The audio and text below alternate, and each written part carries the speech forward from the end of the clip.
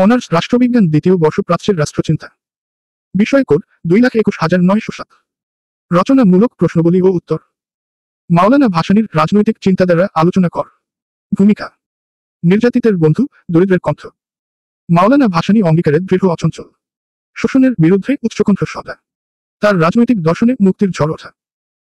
মাওলানা ভাসানী 1880-1976 বাংলাদেশের একজন খ্যাতনামা রাজনীতিবিদ এবং সংগ্রামী নেতা।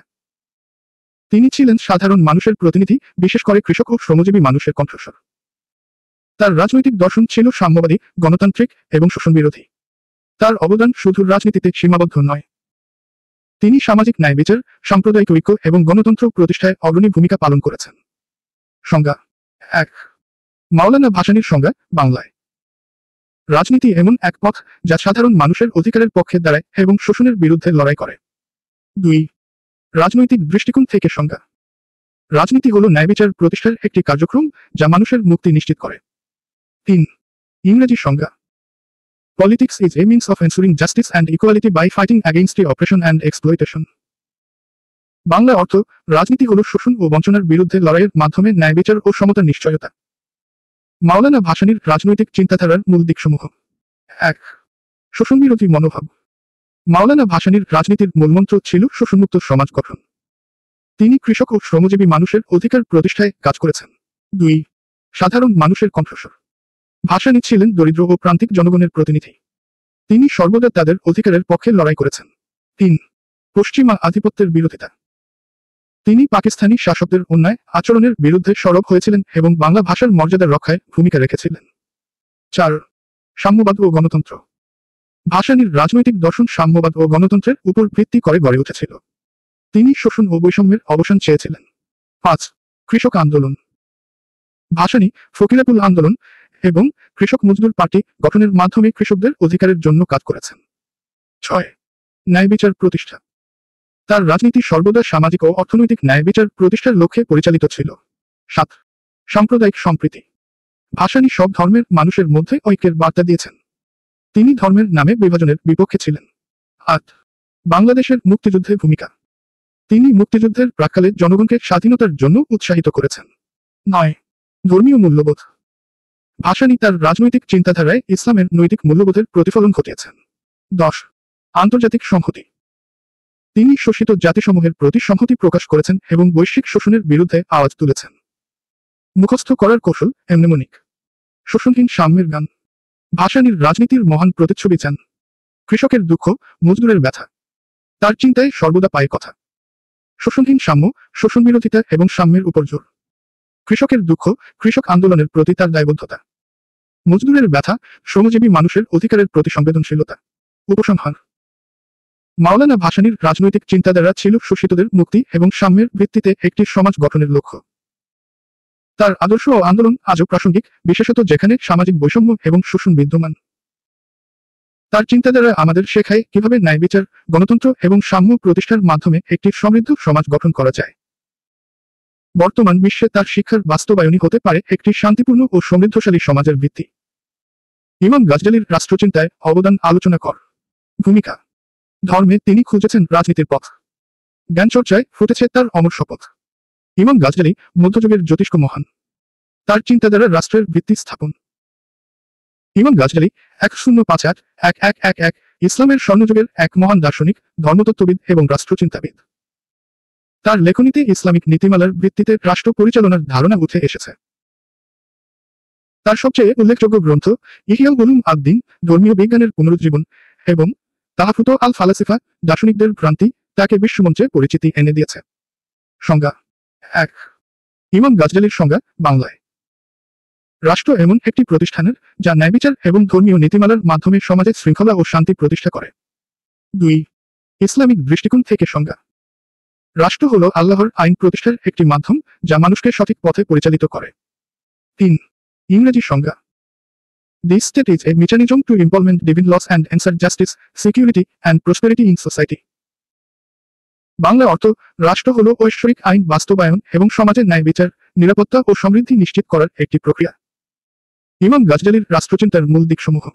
1। ধর্ম ও রাষ্ট্রের অভিন্নতা। ইমাম গাজজালির মতে ধর্ম ও রাজনীতি একে অপরের পরিপূরক। ধর্ম রাষ্ট্রের নৈতিক ভিত্তি স্থাপন করে। 2. ন্যায় বিচারের উপর গুরুত্ব। ন্যায় বিচারকে রাষ্ট্রের মূল ভিত্তি হিসেবে দেখিয়েছেন।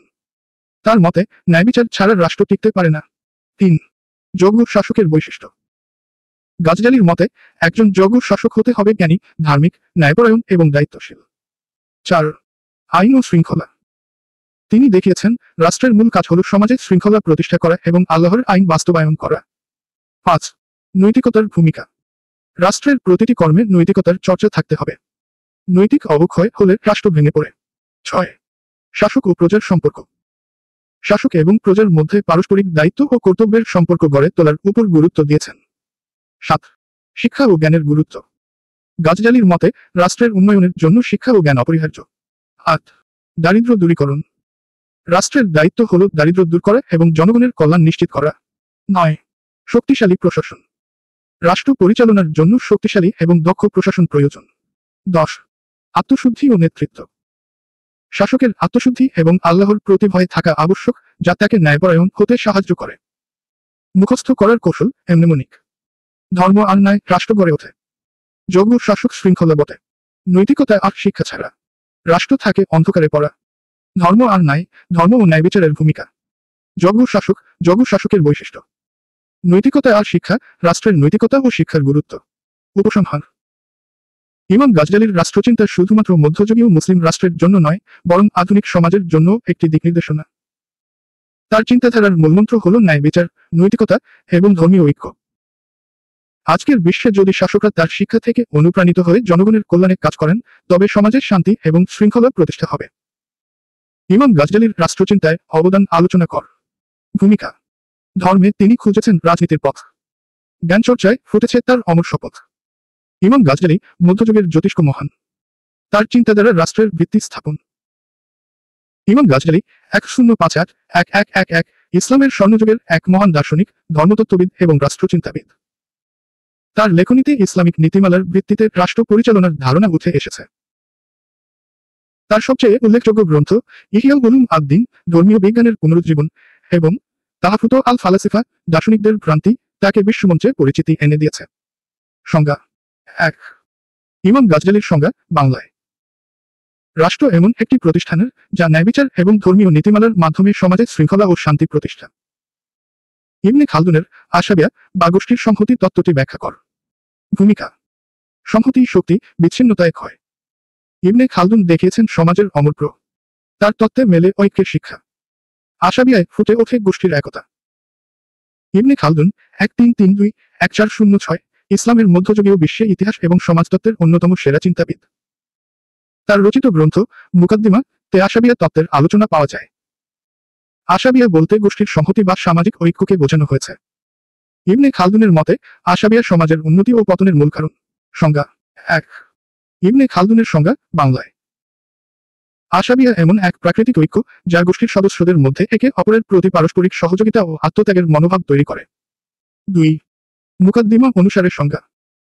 আশাবিয়া হল সেই শক্তি যা একটি গোষ্ঠীকে রাজনৈতিক শক্তি অর্জনে এবং টিকে থাকার জন্য অনুপ্রাণিত করে। 3. ইংরেজি সংজ্ঞা। Asobia, it is a form of social solidarity with an emphasis on unity, group consciousness, and shared purpose, essential for the rise and fall of civilizations. Bangla অর্থ, এটি এক ধরনের সামাজিক সংহতি যেখানে ঐক্য, গোষ্ঠীগত চেতনা এবং অভিন্ন লক্ষ্যকে গুরুত্ব দেওয়া হয়, যা সভ্যতার উত্থান পতনের জন্য গুরুত্বপূর্ণ। আশাবিয়া তত্ত্বের বৈশিষ্ট্য। 1.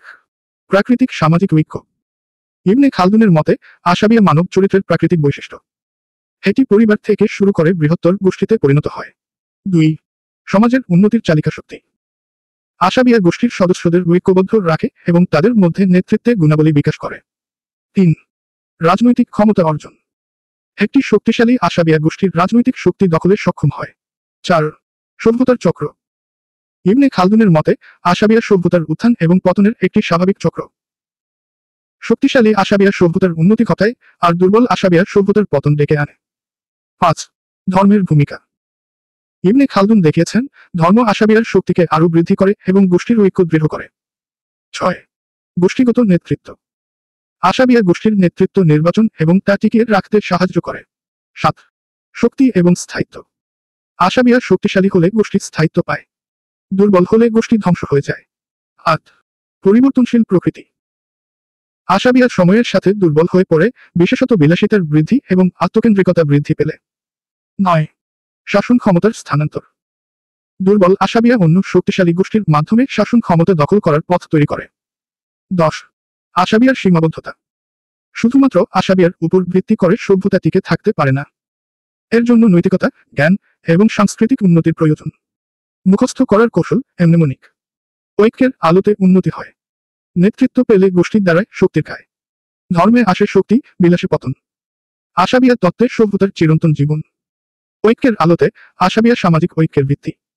নেতৃত্ব পেলে গোষ্ঠীগত নেতৃত্বে বিকাশ। ধর্মে আসে শক্তি, ধর্ম আশাবিয়াকে শক্তিশালী করে। বিলাসে পতন, বিলাসিতার ফলে আশাবিয়া দুর্বল হয়। উপসংহার। ইবনে খালদুনের আশাবিয়া তত্ত্ব সভ্যতার উত্থান এবং পতনের একটি গুরুত্বপূর্ণ দিক তুলে ধরে। তার মতে ঐক্য, নেতৃত্ব এবং সামাজিক সংহতি একটি সমাজকে উন্নত করতে পারে। তবে বিলাসিতা এবং নৈতিক অবক্ষয় এই সংহতির পতন ঘটায়। বর্তমান সমাজে আশাবিয়ার ধারণা ব্যবহার করে আমরা পরিবার থেকে শুরু করে জাতীয় পর্যায়ে ঐক্য গড়ে তুলতে পারি। এটি আমাদের শিখায় দলগত ঐক্য এবং সংহতি থাকলে জাতি শক্তিশালী হয়। আল ফারাবিকে দ্বিতীয় শিক্ষক বলার কারণ বিশ্লেষণ। ভূমিকা। জ্ঞান যেখানে সীমাহীন, সত্য যেখানে অমর। আল ফারাবি সেই শিক্ষক, জ্ঞানের দীপ্ত মশালধর। তার দর্শনের জেগে ওঠে মানবতার আলো। তার চিন্তায় মেলে ধরা প্রজ্ঞার অগাধ আলো। আল ফারাবি ছিলেন ইসলামী দর্শনের এক অনন্য দার্শনিক এবং মধ্যযুগের অন্যতম প্রভাবশালী চিন্তাবিদ। তাকে বলা হয় দ্বিতীয় শিক্ষক, সেকেন্ড টিচার, কারণ তিনি গ্রিক দার্শনিক অ্যারিস্টটলের চিন্তাধারাকে ব্যাখ্যা, পরিমার্জন এবং বিকাশ করেছেন। তার অসামান্য দর্শন, রাজনীতি ও নৈতিকতার উপর দৃষ্টিভঙ্গি মধ্যযুগীয় এবং আধুনিক চিন্তাধারার ওপর বিশাল প্রভাব ফেলেছে। সংজ্ঞা। 1. আল ফারাবির সংজ্ঞা, বাংলায়। আল ফারাবি ছিলেন এক মহান মুসলিম দার্শনিক, যিনি গ্রিক দর্শনকে ইসলামী দৃষ্টিকোণে উপস্থাপন করেছেন এবং অ্যারিস্টটলের ভাবনার পরিপূরক ব্যাখ্যা প্রদান করেছেন। 2. দ্বিতীয় শিক্ষকের সংজ্ঞা, বাংলায়। দ্বিতীয় শিক্ষক বলতে এমন একজন দার্শনিককে বোঝায়, যিনি পূর্বসূরি প্রথম শিক্ষকের, অ্যারিস্টটল, জ্ঞানকে আরো গভীরতর এবং বিস্তৃত করেছেন। 3. ইংরেজি সংজ্ঞা। Second teacher, the title second teacher refers to Al Farabi for his exceptional contribution to philosophy and for expanding Aristotle's teachings. Bangla অর্থ, দ্বিতীয় শিক্ষক বলতে আল ফারাবিকে বোঝায়, যিনি দর্শনে অসামান্য অবদান রেখেছেন এবং অ্যারিস্টটলের শিক্ষাকে প্রসারিত করেছেন। আল ফারাবিকে দ্বিতীয় শিক্ষক বলার কারণ। 1. গ্রিক দর্শনের অনুবাদ ও ব্যাখ্যা। আল ফারাবি গ্রিক দার্শনিকদের, বিশেষত অ্যারিস্টটল এবং প্লেটোর লেখা অনুবাদ ও ব্যাখ্যা করেছেন। তিনি এই দর্শনগুলিকে ইসলামী চিন্তাধারার সাথে মিলিয়ে নতুন দৃষ্টিভঙ্গি তৈরি করেছেন। 2. অ্যারিস্টটলের উত্তরাধিকারী। আল ফারাবি অ্যারিস্টটলের যুক্তিবাদী চিন্তাধারাকে গ্রহণ করেছিলেন এবং তার কাজগুলিকে আরো উন্নত, সংগঠিত ও প্রাসঙ্গিক করে তুলেছিলেন। 3. দর্শনের ক্ষেত্রে নবতর দৃষ্টিভঙ্গি। তিনি দর্শনে যুক্তিবাদ, নৈতিকতা এবং আধ্যাত্মিকতার মিশ্রণ ঘটিয়ে নতুন দৃষ্টিভঙ্গি সৃষ্টি করেন। 4. আল মদিনাতুল ফাদিলা, দি ভার্চুয়াস সিটি। আল ফারাবির রচিত এই বিখ্যাত গ্রন্থটি দর্শন, রাজনীতি এবং নৈতিকতার একটি আদর্শ মডেল উপস্থাপন করে। এটি প্লেটোর রিপাবলিকের একটি উন্নত সংস্করণ হিসেবে বিবেচিত হয়। 5. জ্ঞানতত্ত্ব ও নৈতিকতার উপর অবদান। জ্ঞানতত্ত্বে আল ফারাবি মানুষের যুক্তি এবং বুদ্ধির ভূমিকা ব্যাখ্যা করেছেন। তিনি নৈতিকতাকে রাজনীতির ভিত্তি হিসেবে উপস্থাপন করেছেন। 6. সঙ্গীত ও বিজ্ঞানে অবদান। দর্শনের পাশাপাশি সঙ্গীত ও বিজ্ঞানে আল ফারাবির অবদান তাকে এক অনন্য স্থানে পৌঁছে দেয়। তার রচিত কিতাব আল মুসিকি সঙ্গীতবিজ্ঞান নিয়ে এক উল্লেখযোগ্য কাজ। 7. ইসলামী দর্শনের ভিত্তি স্থাপন। আল ফারাবি ইসলামী দর্শনের ভিত্তি স্থাপন করেন, যা পরবর্তী দার্শনিকদের জন্য পথপ্রদর্শক হয়ে ওঠে। 8. তত্ত্বীয় ও বাস্তবিক চিন্তার সমন্বয়। তিনি তত্ত্ব ও বাস্তবের মধ্যে একটি সমন্বয় সাধন করেন, যা রাজনীতি এবং প্রশাসনে এক নতুন দৃষ্টিভঙ্গি এনে দেয়। 9. শিক্ষা ব্যবস্থা ও সমাজ গঠন। আল ফারাবির মতে আদর্শ সমাজ গঠনের জন্য জ্ঞান এবং নৈতিকতার চর্চা অপরিহার্য। 10. দার্শনিক ঐক্য সৃষ্টি। তিনি প্লেটো, অ্যারিস্টটল এবং ইসলামী চিন্তাধারার মধ্যে একটি সেতুবন্ধন রচনা করেন, যা তাকে দ্বিতীয় শিক্ষকের মর্যাদা দিয়েছে। মুখস্থ করার কৌশল এমনেমনিক। গ্রিক দর্শন, ইসলামের আলো। অ্যারিস্টটল, প্লেটোর সাথে তার মেলবন্ধন ভালো। মদিনাতুল ফাদিলা, সঙ্গীতের গান। ফারাবির দর্শন বিশ্বদান। গ্রিক দর্শন, আল ফারাবি গ্রিক দার্শনিকে ইসলামী দৃষ্টিভঙ্গি দেন। মদিনাতুল ফাদিলা, তার রচিত গ্রন্থ। অ্যারিস্টটল, তাকে প্রথম শিক্ষক বলা হয়। সঙ্গীতের গান, সঙ্গীত এবং বিজ্ঞানে তার অবদান। উপসংহার। আল ফারাবিকে দ্বিতীয় শিক্ষক বলা হয় কারণ তিনি অ্যারিস্টটলের চিন্তাকে গভীরভাবে আত্মস্থ করে ইসলামী ও বিশ্ব দর্শনের সাথে যুক্ত করেছেন। তার চিন্তাধারা আজও প্রাসঙ্গিক, বিশেষত সমাজ গঠন, শিক্ষা এবং নৈতিকতার ক্ষেত্রে। তার শিক্ষার মূল বার্তা হল জ্ঞান এবং নৈতিকতার সমন্বয়ে আদর্শ সমাজ গঠন করা সম্ভব। বর্তমান সময়ে আল ফারাবির দৃষ্টিভঙ্গি আমাদের শেখায় যে মানবিক মূল্যবোধের সাথে প্রযুক্তি এবং জ্ঞানের মিশ্রণ ঘটিয়ে আমরা শান্তি ও প্রগতি অর্জন করতে পারি। তাওবাদ ও কনফুসিয়ানিজমের মধ্যে তুলনামূলক আলোচনা। ভূমিকা। দুটি পথ, দুটি দর্শন, ভিন্ন তাদের রূপ। তাওবাদ আর কনফুসিয়ানিজম জীবনের চিরসূত্র। একটি প্রকৃতির ছন্দে, অন্যটি নিয়মের গান। দুটি পথেই নিহিত মানুষের কল্যাণ। তাওবাদ ও কনফুসিয়ানিজম চীনের দুটি প্রধান দর্শন যা মানুষের জীবন, সমাজ ও প্রকৃতির সাথে সম্পর্কিত। তাওবাদ প্রকৃতির ছন্দে সামঞ্জস্যের উপর ভিত্তি করে, আর কনফুসিয়ানিজম সামাজিক শৃঙ্খলা এবং নৈতিকতায় বিশ্বাসী। উভয় মতবাদ মানুষের জীবনযাত্রার উন্নতি চায়, তবে তাদের পদ্ধতিতে রয়েছে উল্লেখযোগ্য পার্থক্য। সংজ্ঞা। 1. তাওবাদের সংজ্ঞা, বাংলায়। তাওবাদ হল প্রকৃতি ও ব্রহ্মাণ্ডের মৌলিক নীতিগুলোর সাথে সামঞ্জস্য রক্ষা করে জীবনযাপনের শিক্ষা। 2. কনফুসিয়ানিজমের সংজ্ঞা, বাংলায়। কনফুসিয়ানিজম হল মানবিক নৈতিকতা, সামাজিক শৃঙ্খলা এবং পারিবারিক মূল্যবোধের উপর ভিত্তি করে একটি দর্শন। 3. ইংরেজি সংজ্ঞা।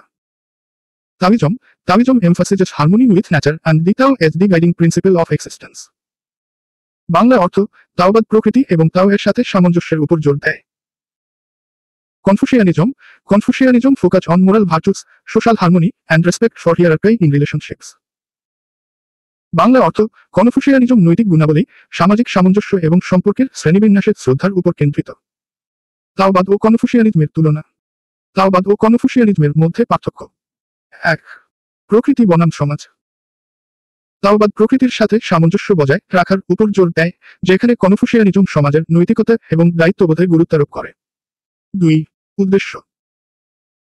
তাওবাদের লক্ষ্য হল ব্যক্তিগত মুক্তি এবং প্রাকৃতিক প্রবাহ অনুসরণ করা, আর কনফুসিয়ানিজমের উদ্দেশ্য হল সামাজিক সামঞ্জস্য এবং দায়িত্বশীল সম্পর্ক বজায় রাখা। 3. শাসন ব্যবস্থা। তাওবাদে শাসনের নিয়ম কানুনকে স্বাভাবিক চক্রের সাথে একত্রিত করার পরামর্শ দেয়, যেখানে কনফুসিয়ানিজম কঠোর নিয়ম এবং শৃঙ্খলা অনুসরণ করে। 4. আধ্যাত্মিকতা বনাম নৈতিকতা। তাওবাদ বেশি আধ্যাত্মিক এবং গৌর চিন্তাধারার উপর নির্ভরশীল, যেখানে কনফুসিয়ানিজম নৈতিকতা এবং শিক্ষা প্রদানের মাধ্যমে সমাজ উন্নয়নে বিশ্বাসী। 5. ধর্মীয় চর্চা। তাওবাদে ধ্যান, যোগ এবং প্রাকৃতিক উপাসনা প্রচলিত, যেখানে কনফুসিয়ানিজম ধর্মীয় চর্চার চেয়ে সামাজিক আচরণ এবং পারিবারিক সম্পর্ককে অগ্রাধিকার দেয়। মুখস্থ করার কৌশল, এমনেমনিক। তাও প্রকৃতি, কনফু সমাজ। উইওয়ে প্রবাহ, রেনলি কাজ। লাউজু তাও, কনফু গুরু। জীবনে শিখায় শান্তি ও আলো। তাও প্রকৃতি, তাওবাদ প্রকৃতি নির্ভর। কনফু সমাজ, কনফুসিয়ানিজম সামাজিক শৃঙ্খলার উপর জোর দেয়। উইওয়ে প্রবাহ, তাওবাদের উইওয়ে নীতি। রেন লি কাজ, কনফুসিয়ানিজমের রেন, মানবিকতা, এবং লি, আচার। লাউজু তাও, তাওবাদের প্রতিষ্ঠাতা লাউজু। কনফু গুরু, কনফুসিয়ানিজমের প্রতিষ্ঠাতা কনফুসিয়াস। উপসংহার। তাওবাদ এবং কনফুসিয়ানিজম দুইটি ভিন্ন চিন্তাধারা হলেও উভয়ই জীবনের উন্নতিতে অবদান রেখেছে। তাওবাদ প্রকৃতির সাথে মানুষের সম্পর্ক বোঝায়, আর কনফুসিয়ানিজম সমাজের শৃঙ্খলা এবং নৈতিকতায় দৃষ্টি নিবদ্ধ করে। বর্তমান সময়ে এই দর্শন দুটি মানুষের মানসিক শান্তি এবং সামাজিক উন্নয়নের জন্য সমান গুরুত্বপূর্ণ। তাওবাদ কি? তাওবাদের বৈশিষ্ট্যসমূহ আলোচনা কর। ভূমিকা। জগৎ প্রকৃতির মাঝে আছে এক গভীর সুর। তাওবাদের দর্শন, সেই অনন্তের নূর। সাল্লে লুকানো, জীবনের পরম জ্ঞান। তাওবাদ শিখায় প্রকৃতির সাথে সঞ্জীবন। তাওবাদ, তাওইজম, চীনের একটি প্রাচীন ধর্মীয় ও দার্শনিক মতবাদ, যা মূলত লাউজু, লেওজি, হের ল্যাকুনি, তাও তে চীন এ ভিত্তি করে গড়ে উঠেছে। তাওবাদের মূল লক্ষ্য হল প্রকৃতির সাথে মানুষের সামঞ্জস্য রক্ষা এবং ব্যক্তিগত ও আধ্যাত্মিক উন্নতি। সংজ্ঞা। 1. তাওবাদের সংজ্ঞা, বাংলায়। তাওবাদ হল প্রকৃতি এবং ব্রহ্মাণ্ডের মৌলিক নীতিগুলো অনুসরণ করে একটি সহজ ও পরিপূর্ণ জীবনের পথে এগিয়ে যাওয়ার শিক্ষা। 2. তাওবাদের চীনা সংজ্ঞা। তাও শব্দের অর্থ পথ বা পথনির্দেশ, যা প্রকৃতির সাথে সামঞ্জস্য বজায় রাখার নির্দেশ দেয়। 3. ইংরেজি সংজ্ঞা। Taoism is a philosophical and religious tradition that emphasizes living in harmony with the Tao, the fundamental principle underlying the universe. Bangla অর্থ, তাওবাদ হল একটি দার্শনিক ও ধর্মীয় প্রথা, যা তাও বা ব্রহ্মাণ্ডের মৌলিক নীতির সাথে সামঞ্জস্য রেখে জীবনযাপনকে গুরুত্ব দেয়। তাওবাদের বৈশিষ্ট্যসমূহ। 1. তাও এর ধারণা, দি তাও। তাও বলতে বোঝায় একটি অদৃশ্য, অনির্বচনীয় এবং স্বয়ংসম্পূর্ণ শক্তি। এটি সবকিছুর উৎস এবং সৃষ্টির ভিত্তি। 2. উইওয়ে নীতি ও ওই সহজ, স্বতঃস্ফূর্ত এবং প্রাকৃতিক পথ। কৌটিল্যের অর্থশাস্ত্র সম্পর্কে আলোচনা কর। ভূমিকা। অর্থই রাজ্যের মূল। কৌটিল্যের বাণী করে তা সুকুল শাসন আর নীতির মেলবন্ধনে। অর্থশাস্ত্র তার জ্ঞানবৃক্ষের ফল।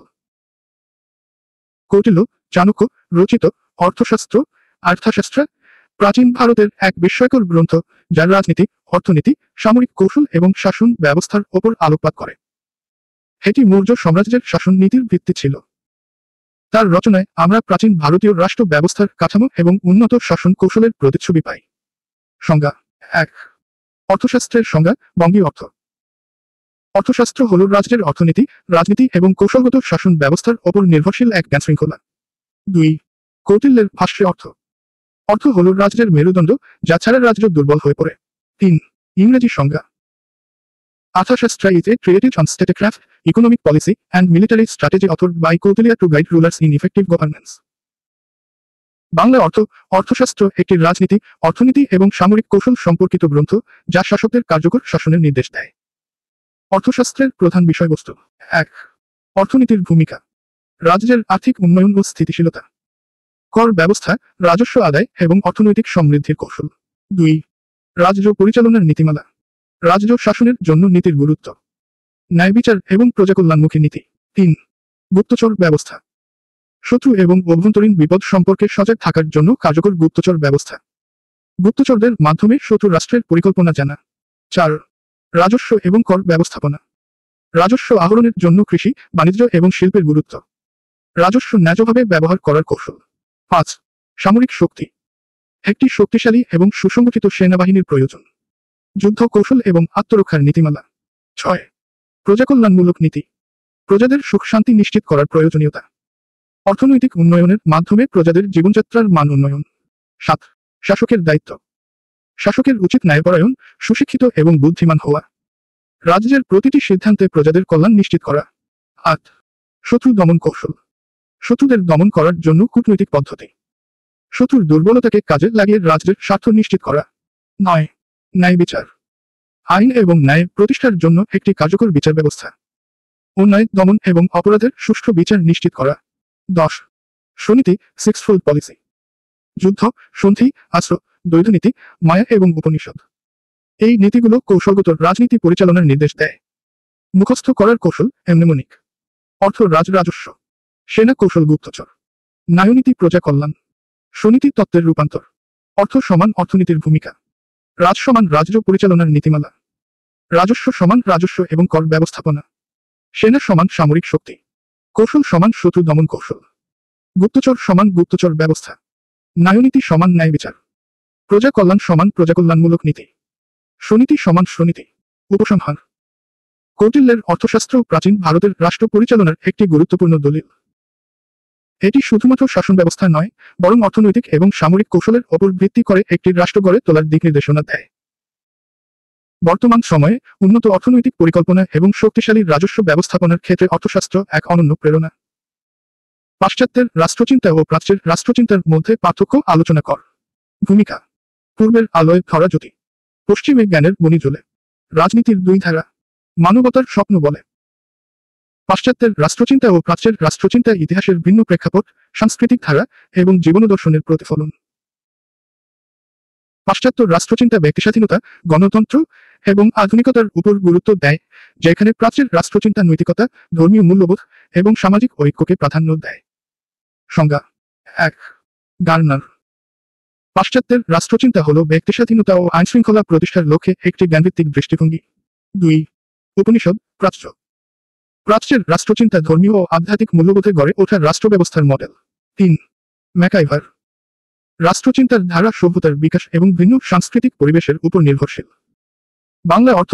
রাষ্ট্রচিন্তা সংস্কৃতি ও সভ্যতার ধারা অনুযায়ী পরিবর্তিত হয়। পাশ্চাত্যের রাষ্ট্রচিন্তা ও প্রাচ্যের রাষ্ট্রচিন্তার পার্থক্য। 1. উৎপত্তি ও প্রেক্ষাপট। পাশ্চাত্য রাষ্ট্রচিন্তা গ্রিক দর্শন, সক্রেটিস, প্লেটো, অ্যারিস্টটল থেকে উদ্ভূত। প্রাচ্যের রাষ্ট্রচিন্তা বেদ, উপনিষদ, কৌটিল্যের অর্থশাস্ত্র এবং চীনের কনফুসিয়ানিজম থেকে প্রভাবিত। 2. মূল দৃষ্টি ও ভিত্তি। পাশ্চাত্য ব্যক্তিস্বাধীনতা, গণতন্ত্র এবং যুক্তিবাদ। প্রাচ্য, নৈতিকতা, ধর্মীয় মূল্যবোধ এবং সমাজের কল্যাণ। 3. রাষ্ট্রের ভূমিকা। পাশ্চাত্য, রাষ্ট্রের কাজ ব্যক্তি অধিকার ও সম্পদের সুরক্ষা। প্রাচ্য, রাষ্ট্র মানুষের নৈতিক উন্নতি ও সামাজিক সাম্য প্রতিষ্ঠার উপর গুরুত্ব দেয়। 4. শাসন ব্যবস্থা। পাশ্চাত্য, গণতান্ত্রিক ও সাংবিধানিক শাসন। প্রাচ্য, রাজতান্ত্রিক ও ধর্মীয় শাসনের প্রাধান্য। 5. ধর্মের ভূমিকা। পাশ্চাত্য, ধর্ম এবং রাষ্ট্র আলাদা। প্রাচ্য, ধর্ম ও রাষ্ট্র একত্রিত। 6. শাসকের বৈশিষ্ট্য। পাশ্চাত্য, শাসক জনগণের সেবক। প্রাচ্য, শাসক দেবতা বা ধর্মীয় প্রতিনিধি। 7. সামাজিক কাঠামো। পাশ্চাত্য, ব্যক্তির মর্যাদা ও সামাজিক সমতা। প্রাচ্য, সামাজিক শ্রেণী ও বর্ণভিত্তিক ব্যবস্থার প্রাধান্য। 8. শিক্ষার ভূমিকা। পাশ্চাত্য, বৈজ্ঞানিক জ্ঞান ও যুক্তিবাদের উপর গুরুত্ব। প্রাচ্য, নৈতিক শিক্ষা ও আধ্যাত্মিক জ্ঞানের উপর গুরুত্ব। 9. রাজনৈতিক উন্নয়ন। পাশ্চাত্য, শিল্প বিপ্লব ও গণতন্ত্রের বিকাশ। প্রাচ্য, কৃষিভিত্তিক সমাজ ও ধর্মীয় নেতৃত্ব। 10. রাষ্ট্রের উদ্দেশ্য। পাশ্চাত্য, ব্যক্তি স্বাধীনতার উন্নয়ন। প্রাচ্য, সামাজিক শৃঙ্খলা ও ঐক্য। মুখস্থ করার কৌশল, এমনেমনিক। উৎপত্তির দৃষ্টির রাজ্যের ধর্ম শাসন। সমাজ শিক্ষার রাজনীতির উন্নয়ন। উৎপত্তি সমান উৎপত্তি ও প্রেক্ষাপট। দৃষ্টি সমান মূল দৃষ্টি ও ভিত্তি। রাজ্যে সমান রাষ্ট্রের ভূমিকা। ধর্ম সমান ধর্মের ভূমিকা। শাসন সমান শাসন ব্যবস্থা। সমাজ সমান সামাজিক কাঠামো। শিক্ষা সমান শিক্ষার ভূমিকা। রাজনীতি সমান রাজনৈতিক উন্নয়ন। উপসংহার। পাশ্চাত্য ও প্রাচ্যের রাষ্ট্রচিন্তার মধ্যে পার্থক্য সত্ত্বেও উভয়েরই নিজস্ব গুরুত্ব ও প্রাসঙ্গিকতা রয়েছে। পাশ্চাত্য রাষ্ট্রচিন্তা যেখানে ব্যক্তি স্বাধীনতা ও গণতন্ত্রের উপর জোর দেয়, প্রাচ্যের রাষ্ট্রচিন্তা সেখানে নৈতিকতার উন্নয়ন ও সামাজিক শৃঙ্খলার দিকে অগ্রসর হয়। বর্তমানে একটি ভারসাম্যপূর্ণ রাষ্ট্র ব্যবস্থা গড়ে তুলতে উভয় চিন্তাধারার গুরুত্বপূর্ণ উপাদানগুলোর মিশ্রণ প্রয়োজন। ইসলামী রাষ্ট্রের বুনিয়াদী নীতিমালা আলোচনা কর। ভূমিকা। ইসলামের আলোয় রাজ্যের শাসন। ন্যায়, সুবিচার আর মঙ্গল ভাষণ। আল্লাহর বিধান ও নবীর আদেশ। ইসলামী রাষ্ট্রে সবার সমান মর্যাদার আবেশ। ইসলামী রাষ্ট্রের ধারণা আল কুরআন ও হাদিসের উপর ভিত্তি করে গড়ে উঠেছে। এটি আল্লাহর সর্বোচ্চ সার্বভৌমত্ব এবং মানুষের নৈতিক ও সামাজিক কল্যাণ নিশ্চিত করার উপর গুরুত্ব দেয়। ইসলামী রাষ্ট্রের মূল লক্ষ্য হল ইহকাল ও পরকালের সাফল্য অর্জন। সংজ্ঞা। 1. আবুলা লামৌদুদি। ইসলামী রাষ্ট্র হল এমন একটি রাষ্ট্র ব্যবস্থা যেখানে কোরআন ও সুন্নাহর উপর ভিত্তি করে শাসন পরিচালিত হয়। বাংলা অর্থ, ইসলামী রাষ্ট্র কোরআন ও সুন্নাহ দ্বারা পরিচালিত হয়। 2. ইবনে খালদুন। ইসলামী রাষ্ট্র মানবিক উন্নতি ও নৈতিকতার সমন্বয়ে একটি শাসন ব্যবস্থা। 3. সাইয়্যিদ কুতুব। ইসলামী রাষ্ট্র হল আল্লাহর সার্বভৌমত্বের উপর প্রতিষ্ঠা একটি রাষ্ট্র ব্যবস্থা। ইসলামী রাষ্ট্রের বুনিয়াদী নীতিমালা। 1. আল্লাহর সার্বভৌমত্ব। ইসলামী রাষ্ট্রে আল্লাহ সর্বোচ্চ শাসক। কোনো ব্যক্তি বা গোষ্ঠীর শাসনের অধিকার নেই। 2. কুরআন ও সুন্নাহর অনুসরণ। রাষ্ট্র পরিচালনার মূলনীতি কুরআন ও নবীজির সুন্নাহর ভিত্তিতে নির্ধারিত হয়। 3. ন্যায় বিচার প্রতিষ্ঠা। ইসলামী রাষ্ট্রে আইনের শাসন সর্বজনীন এবং বিচার ব্যবস্থা ন্যায় ও সমতার ভিত্তিতে পরিচালিত হয়। 4. মানবাধিকার নিশ্চিতকরণ। ইসলামী রাষ্ট্র সব নাগরিকের মৌলিক অধিকার, যেমন জীবনের নিরাপত্তা, ধর্মের স্বাধীনতা ও সম্পদের অধিকার নিশ্চিত করে। 5. উম্মাহ কল্যাণ। ইসলামী রাষ্ট্রের লক্ষ্য হল উম্মাহ সামাজিক, অর্থনৈতিক ও রাজনৈতিক উন্নয়ন নিশ্চিত করা। 6. শুরা বা পরামর্শ পদ্ধতি। রাষ্ট্র পরিচালনার ক্ষেত্রে পরামর্শের মাধ্যমে সিদ্ধান্ত গ্রহণের পদ্ধতি অনুসরণ করা হয়। 7. ইসলামী অর্থনীতি। সুদমুক্ত অর্থনীতি, জাকাত ব্যবস্থা এবং সম্পদের সুষম বণ্টন ইসলামী রাষ্ট্রের অন্যতম নীতি। 8. নৈতিকতার উন্নয়ন। সমাজে ইসলামের নৈতিক মূল্যবোধ প্রতিষ্ঠা ও অশ্লীলতা দূরীকরণের প্রচেষ্টা গ্রহণ করা। 9. শান্তি ও নিরাপত্তা নিশ্চিতকরণ। ইসলামী রাষ্ট্র জনগণের শান্তি, নিরাপত্তা এবং সামাজিক শৃঙ্খলা বজায় রাখে। 10. ধর্মীয় স্বাধীনতা। অমুসলিমদের তাদের ধর্মীয় চর্চার পূর্ণ স্বাধীনতা দেওয়া হয়। 11. নারী ও পুরুষের সমান মর্যাদা। ইসলামী রাষ্ট্রে নারী ও পুরুষ উভয়ের সমান অধিকার নিশ্চিত করা হয়। 12. আন্তর্জাতিক সম্পর্কের নীতি। ইসলামী রাষ্ট্র শান্তিপূর্ণ সহাবস্থান এবং ন্যায়নিষ্ঠ কূটনীতি বজায় রাখে। মুখস্থ করার কৌশল, এমনেমনিক। আল্লাহ কুরআনে ন্যায় দিলেন উম্মাহ সূরা মেনে। আল্লাহ সমান আল্লাহর সার্বভৌমত্ব। কুরআনে সমান কুরআন ও সুন্নাহ। ন্যায় সমান ন্যায় বিচার। দিলেন সমান ধর্মীয় স্বাধীনতা। উম্মাহ সমান উম্মাহ কল্যাণ। সূরা সমান সূরা পদ্ধতি। মেনে সমান মানবাধিকার নিশ্চিতকরণ। উপসংহার। ইসলামী রাষ্ট্রের মূল ভিত্তি হল আল্লাহর বিধান অনুযায়ী ন্যায় ও কল্যাণ প্রতিষ্ঠা করা। আজকের সমাজে এই নীতিগুলো বাস্তবায়ন করলে অসাম্য, শোষণ এবং অশান্তি দূর হয়ে মানবতার মুক্তি সম্ভব। ইসলামী রাষ্ট্র শুধু একটি শাসন ব্যবস্থা নয়, এটি মানবতার কল্যাণের জন্য আল্লাহ প্রদত্ত একটি পথ। বর্তমানে সামাজিক সুবিচার ও মানবিক উন্নতির জন্য এই নীতিগুলোর চর্চা জরুরি। আবুল ফজলের রাজনৈতিক চিন্তাধারা আলোচনা কর। ভূমিকা। রাজনীতি তার কলমে প্রাণ পায়। আবুল ফজলের জ্ঞানের ধারা চির অম্লান। ইতিহাসে তিনি আলো জ্বালেন, মুঘল শাসনে দিলেন নতুন প্রাণ। আবুল ফজল ছিলেন সম্রাট আকবরের অন্যতম প্রধান উপদেষ্টা এবং মোগল সাম্রাজ্যের অন্যতম রাজনীতিবিদ ও ঐতিহাসিক। তার আইনি আকবরী ও আকবরনামা মোগল প্রশাসনের কাঠামো, নীতি ও আদর্শের গুরুত্বপূর্ণ প্রামাণ্য দলিল। তার চিন্তাধারার মূল লক্ষ্য ছিল ধর্মনিরপেক্ষতা, সামাজিক ন্যায় বিচার এবং শাসনের উন্নয়ন। সংজ্ঞা। ১। আবুল ফজল, নিজস্ব লেখা। রাজনীতি হল মানুষের সেবা, ন্যায় বিচারের প্রতিষ্ঠা এবং শাসকের জনকল্যাণমূলক কার্যক্রম। ২। আকবরনামা থেকে। রাজনীতির মূল লক্ষ্য হল মানুষের মধ্যে ঐক্য এবং শান্তি প্রতিষ্ঠা। ৩। ইংরেজি সংজ্ঞা, মোগল প্রসঙ্গ। Politics is the art of managing A diverse society with justice and equity. Bangla অর্থ, রাজনীতি হল ন্যায় ও সমতার মাধ্যমে একটি বহুধর্মীয় সমাজ পরিচালনার শিল্প। আবুল ফজলের রাজনৈতিক চিন্তাধারার মূল বৈশিষ্ট্য। ১। ধর্মনিরপেক্ষ শাসননীতি। আবুল ফজল বিশ্বাস করতেন যে রাজনীতি ধর্মের ঊর্ধ্বে থাকতে হবে। সম্রাট আকবরের দ্বীন-ই ইলাহি নীতির প্রবর্তনে তার বড় ভূমিকা ছিল। ২। ন্যায় বিচার ও মানবিকতা। শাসক ও জনগণের মধ্যে ন্যায় প্রতিষ্ঠা করা তার রাজনৈতিক দর্শনের মূল কথা। আইনে সবার জন্য সমান অধিকার। ৩। জনকল্যাণমূলক রাষ্ট্র ব্যবস্থা। মুঘল প্রশাসনে কর ব্যবস্থার সংস্কার করেন। কৃষকদের প্রতি সহানুভূতিশীল নীতি গ্রহণ করেন। ৪। বহুত্ববাদ ও ধর্মীয় সহিষ্ণুতা। মুঘল সাম্রাজ্যের বহুধর্মীয় জনগণের মধ্যে ঐক্য প্রতিষ্ঠার জন্য কাজ করেন। বিভিন্ন ধর্মের প্রতিনিধিদের সঙ্গে সংলাপ পরিচালনার পক্ষে ছিলেন। ৫। শাসকের গুণাবলী। একজন শাসক হতে হবে ন্যায়পরায়ণ, সহিষ্ণু এবং জনগণের সেবক। আকবরের নেতৃত্বে এই আদর্শ বাস্তবায়িত হয়। ৬। রাজনীতিতে শিক্ষা ও সংস্কৃতির ভূমিকা। শিক্ষিত এবং জ্ঞানী প্রশাসকদের গুরুত্ব আরোপ করেন। সংস্কৃতির উন্নয়নের মাধ্যমে রাজ্যের ঐক্য স্থাপন করার পক্ষে ছিলেন। ৭। আইন ও প্রশাসনের সংস্কার। আইনি আকবরী শাসনের নীতিমালা ও আইন প্রণয়নে গুরুত্বপূর্ণ ভূমিকা রাখে। রাজস্ব নীতির উন্নয়নে তার পরিকল্পনা আজও স্মরণীয়। ৮। মিলিত সাম্রাজ্যের ধারণা। সমগ্র সাম্রাজ্যকে একটি পরিবারের মতো পরিচালনার আদর্শ প্রচার করেন। এ ধারণা আকবরের শাসন ব্যবস্থায় ফুটে ওঠে। ৯। নারীদের অধিকার। নারীদের মর্যাদা রক্ষায় সচেষ্ট ছিলেন। নারীদের শিক্ষার প্রসার এবং সম্পত্তির অধিকার প্রতিষ্ঠার উপর জোর দেন। ১০। ইতিহাস চর্চা ও দলিল সংরক্ষণ। আকবরনামা এবং আইনি আকবরী তে তিনি রাজনীতির গুরুত্বপূর্ণ দলিল লিপিবদ্ধ করেছেন। তার লেখাগুলো আজও ইতিহাসের প্রধান উৎস। মুখস্থ করার কৌশল এমনেমনিক। ধর্ম, ন্যায়, জনকল্যাণ। বহুত্ববাদ শাসকের প্রাণ। শিক্ষা, আইন, মিলিত ধারণা। ইতিহাসে ফজল দেখান দিশা। ধর্ম সমান ধর্মনিরপেক্ষ শাসননীতি। ন্যায় সমান ন্যায় বিচার ও মানবিকতা। জনকল্যাণ সমান জনকল্যাণমূলক রাষ্ট্র ব্যবস্থা। বহুত্ববাদ সমান বহুত্ববাদ ও ধর্মীয় সহিষ্ণুতা। শাসক সমান শাসকের গুণাবলী। শিক্ষা সমান রাজনীতিতে শিক্ষা ও সংস্কৃতির ভূমিকা। আইন সমান আইন ও প্রশাসনের সংস্কার। মিলিত ধারণা সমান মিলিত সাম্রাজ্যের ধারণা। ইতিহাস সমান ইতিহাস চর্চা ও দলিল সংরক্ষণ। উপসংহার।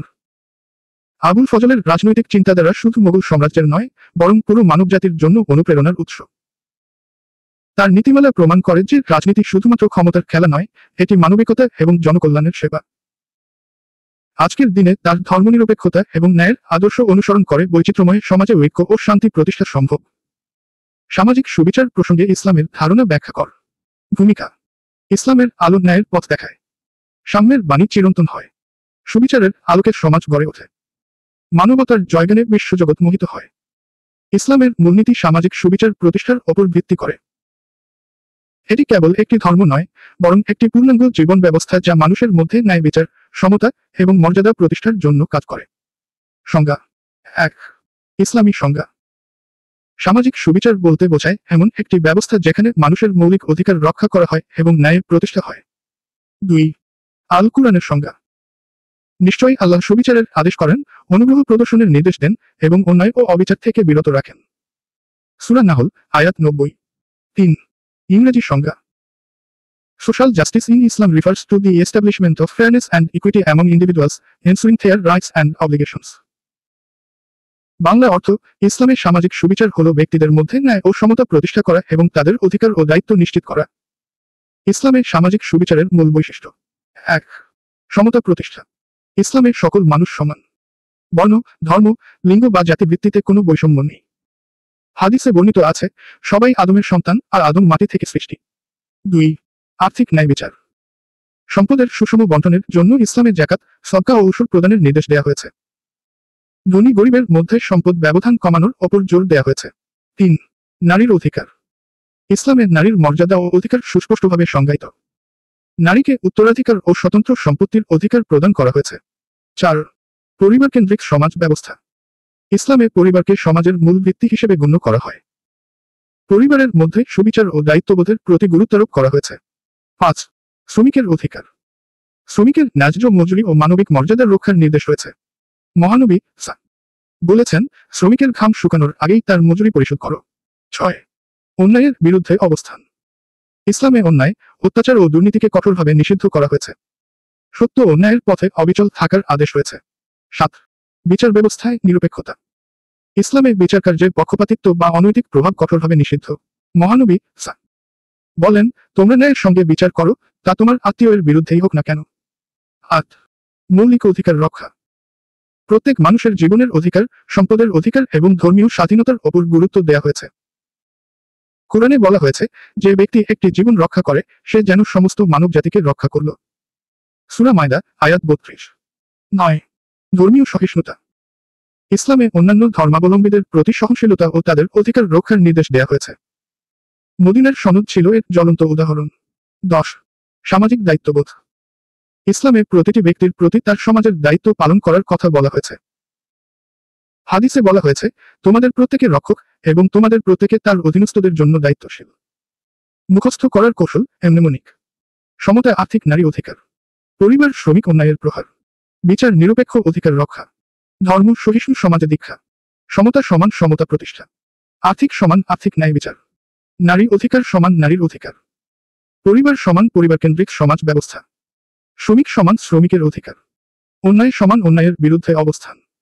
বিচার সমান বিচার ব্যবস্থায় নিরপেক্ষতা। অধিকার রক্ষা সমান মৌলিক অধিকার রক্ষা। ধর্ম সমান ধর্মীয় সহিষ্ণুতা। সমাজের দীক্ষা সমান সামাজিক দায়িত্ববোধ। উপসংহার। ইসলামের সামাজিক সুবিচার প্রতিষ্ঠার নীতিগুলো কেবল ধর্মীয় নির্দেশ নয়, বরং একটি পরিপূর্ণ জীবনবিধান। এটি সমাজের শান্তি, সমতা এবং মানবিক মূল্যবোধ প্রতিষ্ঠায় সহায়ক। আজকের পৃথিবীতে, যেখানে বৈষম্য ও অবিচারের ছায়া প্রকট, ইসলামের এই নীতিগুলো অনুসরণ করলে আমরা একটি ন্যায়ভিত্তিক ও সুস্থ সমাজ গড়ে তুলতে পারি। মধ্যযুগ ছিল মূলত অরাজনৈতিক, উক্তিটি ব্যাখ্যা কর। ভূমিকা।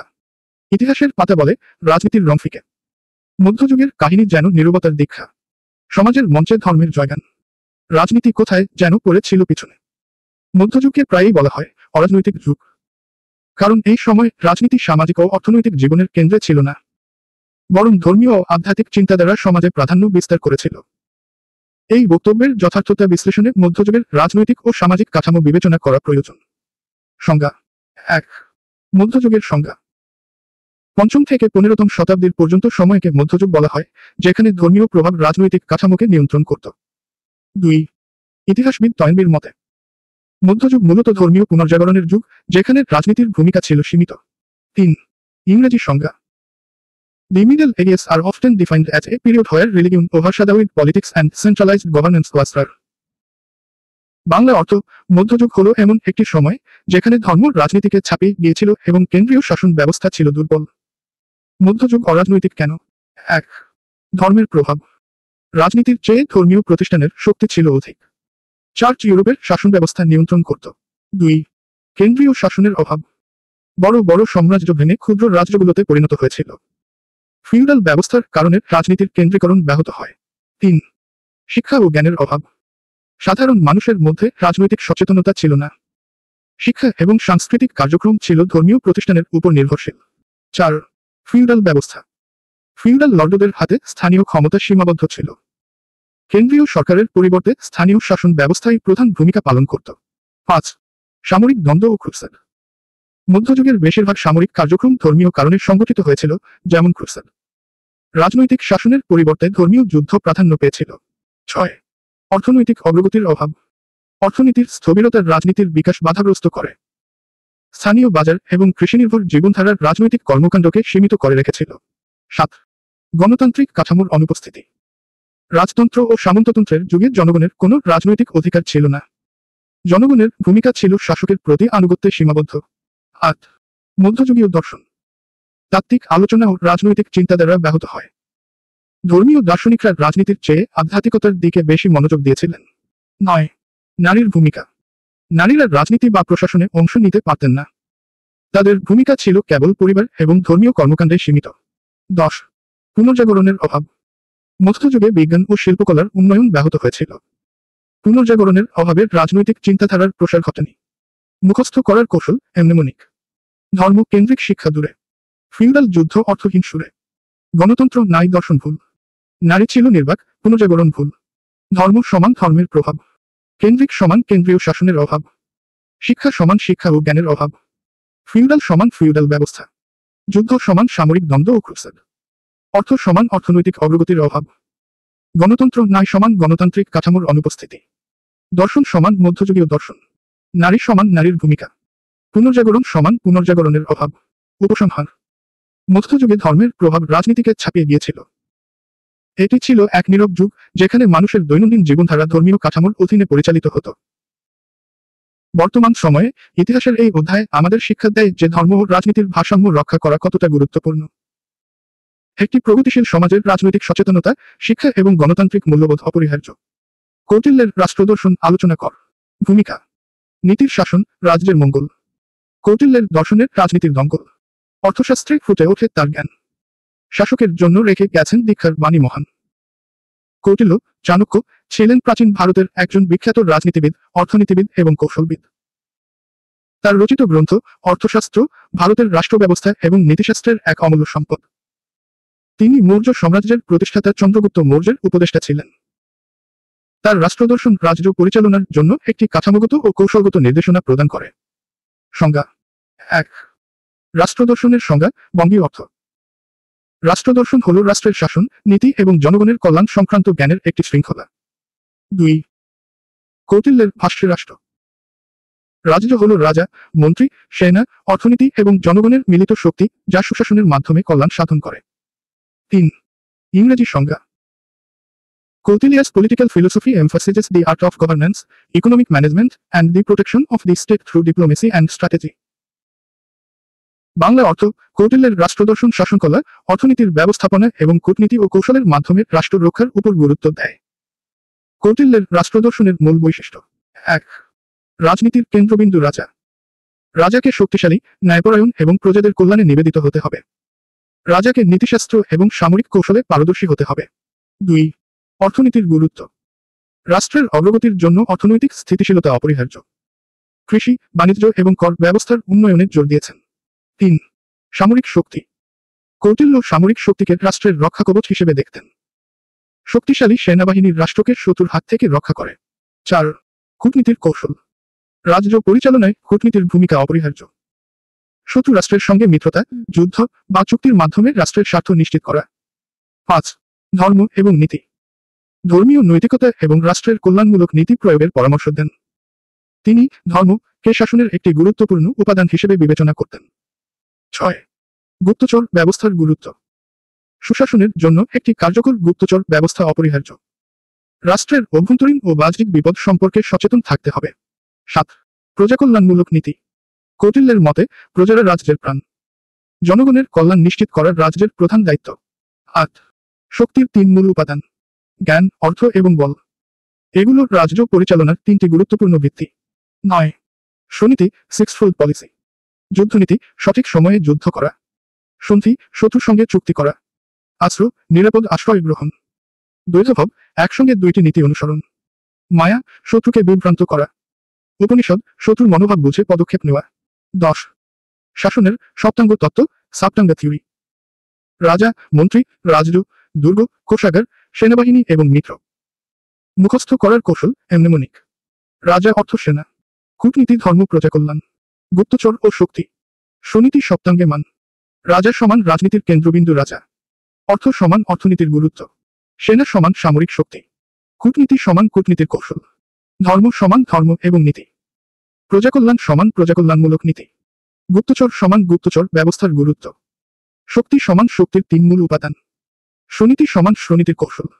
সপ্তাঙ্গ সমান শাসনের সপ্তাঙ্গ তত্ত্ব। উপসংহার। কৌটিল্যের রাষ্ট্রদর্শন প্রাচীন ভারতের রাজনীতি এবং শাসন ব্যবস্থার একটি অমূল্য দলিল। এটি আজও আধুনিক রাজনীতিতে প্রাসঙ্গিক। তার দর্শন আমাদের শেখায় যে একটি শক্তিশালী রাষ্ট্র গড়তে ন্যায়, শৃঙ্খলা এবং কৌশলগত দক্ষতার প্রয়োজন। বর্তমান সময়ে কৌটিল্যের শিক্ষাগুলো সুশাসন এবং অর্থনৈতিক উন্নয়নের জন্য গুরুত্বপূর্ণ দৃষ্টান্ত। এবার চলুন পরবর্তী প্রশ্নের উত্তর প্রদান করি। বঙ্গবন্ধু শেখ মুজিবুর রহমানের রাজনৈতিক দর্শন আলোচনা কর। ভূমিকা: স্বাধীনতার মাতা, মুক্তির আহ্বান। বঙ্গবন্ধুর সুরে একটাই অঙ্গীকার, দেশ হবে স্বাধীন, মানুষ হবে সমান। বঙ্গবন্ধু শেখ মুজিবুর রহমান বাংলাদেশের স্বাধীনতা সংগ্রামের অবিসংবাদিত নেতা ছিলেন। তার রাজনৈতিক দর্শন ছিল স্বাধীনতা, গণতন্ত্র এবং সমাজতন্ত্রের এক চমৎকার সমন্বয়। তিনি বিশ্বাস করতেন যে সবার সমান অধিকার ও সুযোগ নিশ্চিত না হলে একটি দেশ কখনোই প্রকৃত স্বাধীনতা ও উন্নতি লাভ করতে পারে না। বঙ্গবন্ধুর নেতৃত্বে বাংলাদেশ স্বাধীনতা অর্জন করেছিল এবং তার রাজনৈতিক চিন্তা দেশের ভবিষ্যৎ গঠনে গুরুত্বপূর্ণ ভূমিকা পালন করেছে। সংজ্ঞা: 1. রাজনৈতিক দর্শন বাংলায়। রাজনৈতিক দর্শন হল সমাজের কাঠামো ও রাষ্ট্রের প্রতি মানুষের দৃষ্টিভঙ্গি, যা তার চিন্তাভাবনা ও নীতি নির্ধারণে প্রভাব ফেলে। 2. বঙ্গবন্ধু শেখ মুজিবুর রহমানের রাজনৈতিক দর্শন। বঙ্গবন্ধুর রাজনৈতিক দর্শন ছিল স্বাধীনতা, সাম্য ও গণতন্ত্র প্রতিষ্ঠার জন্য জনগণের অধিকার রক্ষার প্রতি গভীর দৃষ্টি রাখা। 3. ইংরেজি সংজ্ঞা: The political philosophy of Sheikh Mujibur Rahman was based on independence, equality, and democracy, focusing on securing the rights of the people. Bangla অর্থ: বঙ্গবন্ধু শেখ মুজিবুর রহমানের রাজনৈতিক দর্শন ছিল স্বাধীনতা, সাম্য এবং গণতন্ত্র প্রতিষ্ঠার উপর ভিত্তি করে জনগণের অধিকার রক্ষায় মনোনিবেশ। বঙ্গবন্ধু শেখ মুজিবুর রহমানের রাজনৈতিক দর্শনের প্রধান বৈশিষ্ট্য: 1. স্বাধীনতার সংগ্রাম। বঙ্গবন্ধু ছিলেন বাংলাদেশের স্বাধীনতা সংগ্রামের মূল চালিকা শক্তি। তার রাজনৈতিক দর্শন ছিল একটি স্বাধীন দেশের পক্ষে, যেখানে জনগণের অধিকার প্রতিষ্ঠা থাকবে। 2. গণতন্ত্র প্রতিষ্ঠা। বঙ্গবন্ধু গণতন্ত্রের প্রতি আস্থাশীল ছিলেন এবং বাংলাদেশের গণতান্ত্রিক ব্যবস্থাকে প্রতিষ্ঠা করতে দৃঢ় প্রতিজ্ঞ ছিলেন। 3. সাম্য ও সমধিকার।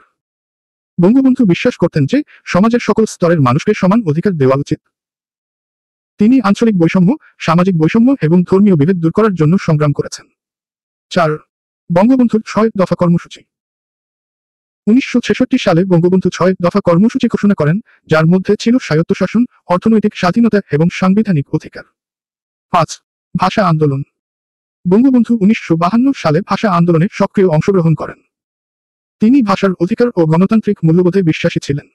6. কৃষক শ্রমিকদের অধিকার রক্ষা। বঙ্গবন্ধু ছিলেন কৃষক ও শ্রমিকদের অধিকার প্রতিষ্ঠার পক্ষে। তিনি তাদের শোষণ ও বঞ্চনার বিরুদ্ধে সোচ্চার ছিলেন। 7. অসহযোগ আন্দোলন। বঙ্গবন্ধু 1969 সালে পাকিস্তান সরকারের বিরুদ্ধে অসহযোগ আন্দোলনের নেতৃত্ব দেন, যা দেশের রাজনৈতিক ইতিহাসে এক যুগান্তকারী মুহূর্ত ছিল। 8. বাংলাদেশের মুক্তিযুদ্ধ।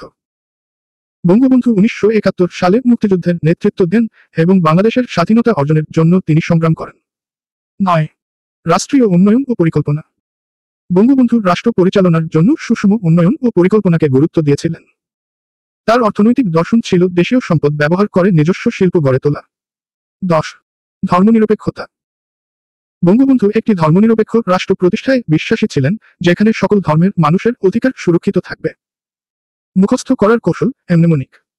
স্বাধীনতা, গণতন্ত্র, সাম্য, মানুষের অধিকার। বঙ্গবন্ধুর দর্শনে ছিল সমতা প্রতিষ্ঠা সবার। ভাষা আন্দোলন, কৃষক শ্রমিক, শোষণমুক্ত সমাজ। এটাই ছিল বঙ্গবন্ধুর স্বপ্ন পূরণের সঠিক সাথ। উপসংহার: বঙ্গবন্ধু শেখ মুজিবুর রহমানের রাজনৈতিক দর্শন ছিল একটি নতুন রাষ্ট্র গঠনের স্বপ্ন। তার আদর্শের মাধ্যমে একটি স্বাধীন, গণতান্ত্রিক ও সমাজতান্ত্রিক বাংলাদেশ গঠন সম্ভব হয়েছে। আজকের বাংলাদেশ তার রাজনৈতিক দর্শন খুবই প্রাসঙ্গিক।